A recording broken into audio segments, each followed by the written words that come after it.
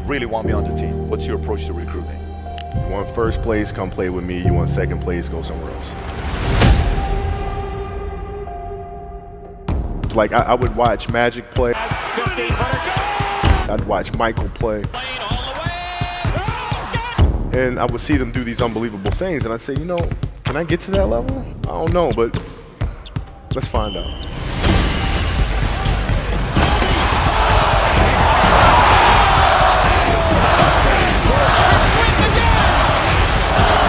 That's why he's the best player in the game.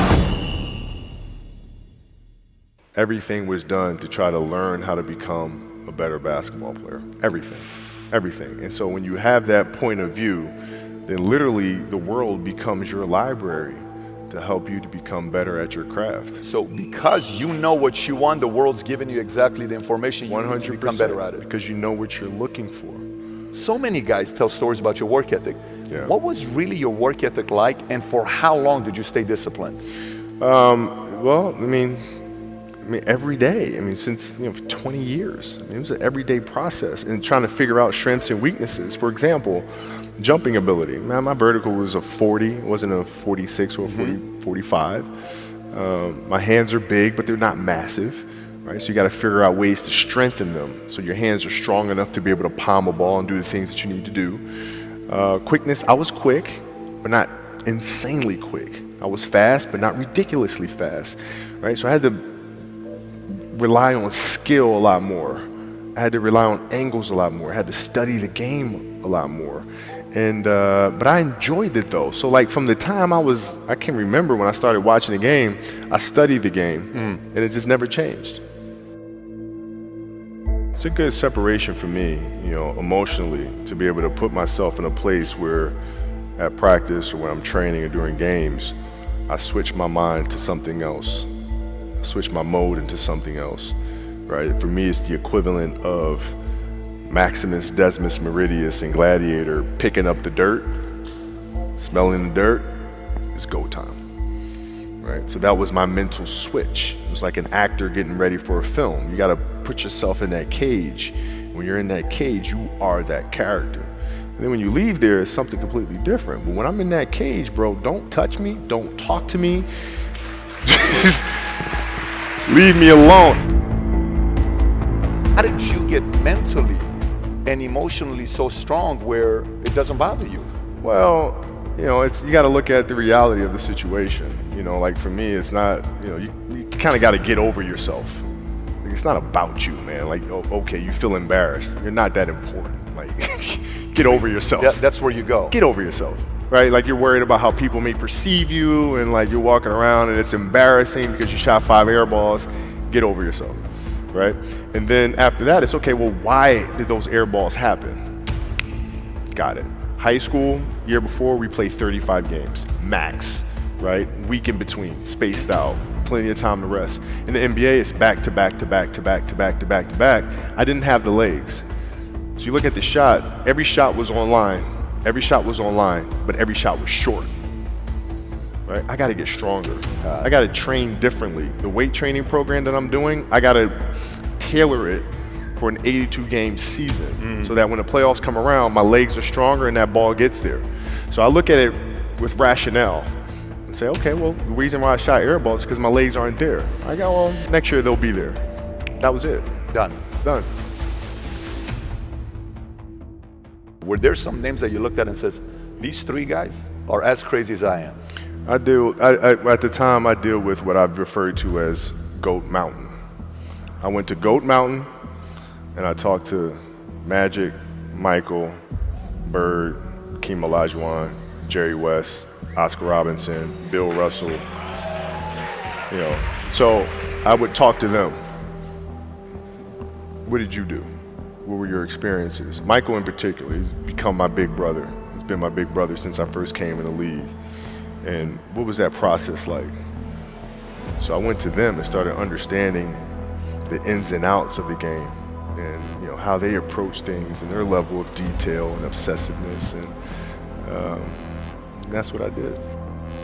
The players that had that passion but weren't willing to commit their entire lives to doing that, right? It's a choice, right? You have other things. You have family. You have all these other things that you have to do. The game can't really be your #1 priority. And so I was just looking at that like, man, this is going to be fun. If I'm buddies with you from high school, if I'm a cousin of yours, what happened to our relationship? How did that gravitate when you went into the league and you're determined to become the greatest, or you're determined to become one of the greatest? What happens to our relationship? Oh, it suffers. It does suffer. Oh, yeah. Okay. Yeah. And you understood that. You were okay with that. Well, yeah. And the people that love you, like friends and family, like they know that about you. Got it. So they let you be you. And when you reconvene, you pick back up where you left off.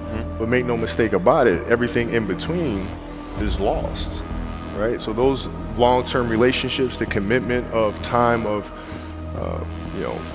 taking vacation. Like I see a lot of players take vacations with other players that are close friends. And they'll just take vacations just to take vacations, or just hang out just to hang out. Like I never did that. Why not though? Why didn't you do that? Well, because when I retire, I didn't want to have to say, I wish I would have done more. I don't want that. I don't want that. You got a lot of people paying their hard-earned money to come watch you perform. Perform. It's your job to be in shape. It's your job to be strong enough to perform at that level every single night. And as a competitor, I'm not ducking shit.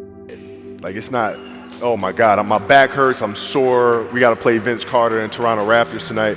We actually had this happen. We had a game against Toronto in 2000, and Vince was tearing the league up. My back was jacked. But like the perception of that, like what?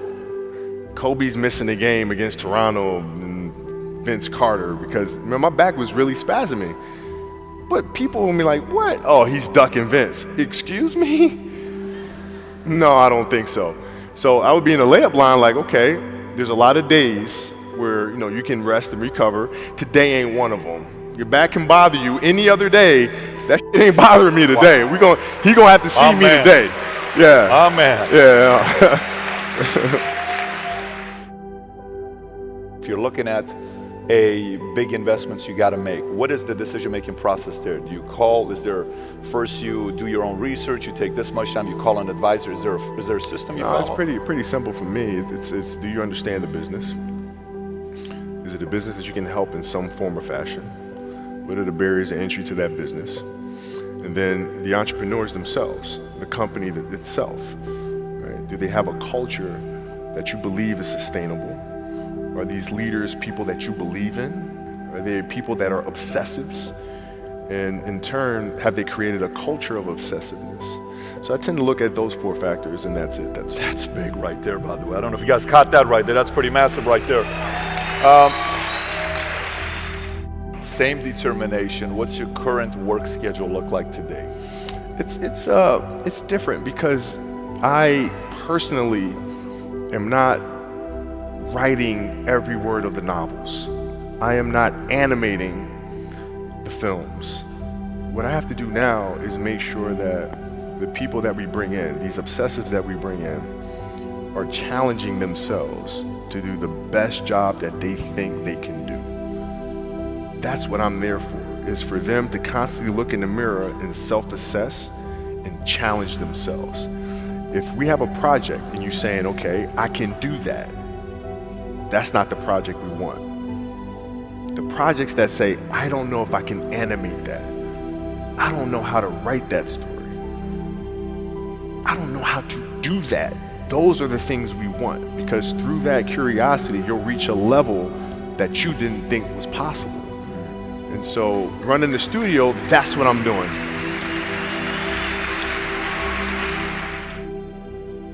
You're playing against the Golden State Warriors.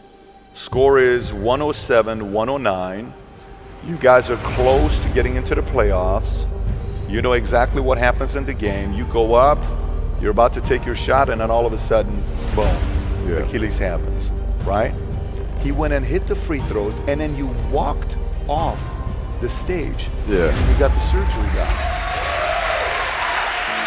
when I went in the trainer's room, my kids are in there, and you know they're looking at you and stuff, and I'm looking at them, and I'm like, you know, it's all right. Dad's gonna be all right. It'll be fine. It'll be all right. It'll be all right. It'll be all right.